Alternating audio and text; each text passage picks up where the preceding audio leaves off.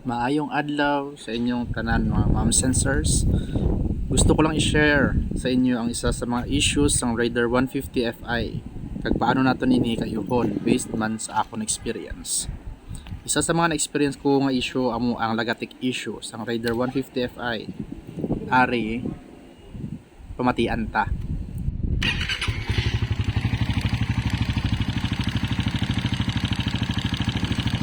Tensioner ang isa ka issue sang Raider Fi. Kay uhon naton ni gamit ang isa ka open close wrench size 10. So pangokson naton danay ang fairings para hapos mag-adjust sang tensioner. So mga ma'am sensors, share ko lang ang knowledge ko kung paano mag-reset sang tensioner based sa experience ko.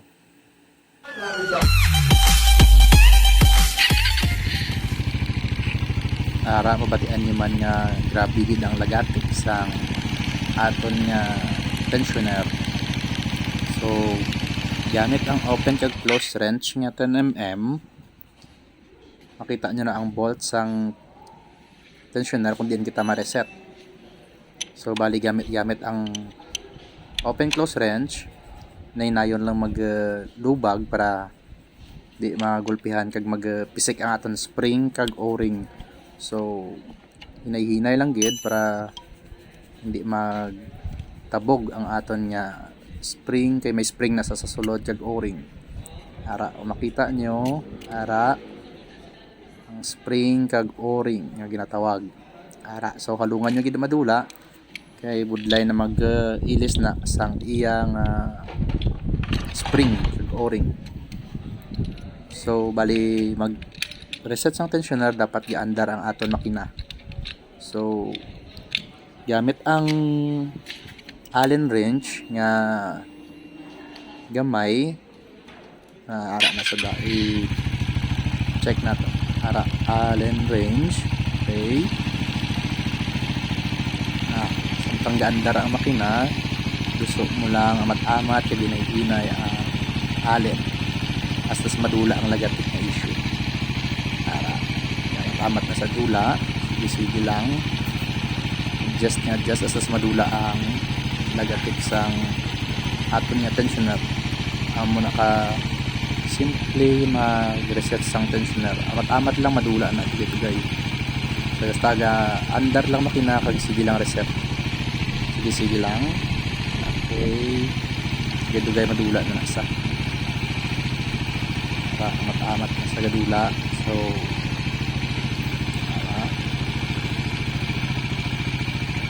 ara okay na.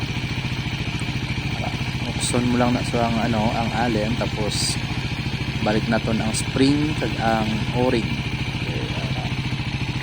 Okay na,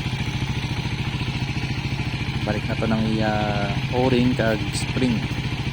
Ara so kung mabatian nyo nadula ang iyang lagatik issue. So amo na sa sang reset sang tensioner sang Raider 150 Fi. So hugton mo lang liwan sang 10mm nga open close wrench, di lang taman ka hugot kay samtang gainit man hugot na saya.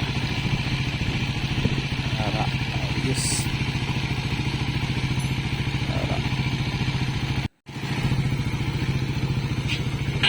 so ara mga ma'am sensors, naglinong na aton ang makina, nagbalik na ang aton nga normal nga hunis ang motor. So pamalik na naton ang aton fairings kag pabugnawon gamay ang makina. Tapos testing ta naman kung magbalik ang lagatik issue or nagbalik na gid man normal aton nga hunis ang makina. Okay, pabugnaw ko na sa mga 30 minutes kag testingan liwan kung magbalik ang lagatik issue. So ara linong nakatama aton makina, goods na tensioner naton na reset na naton. So linong nakaayo. Salamat sa pagtanaw. God bless.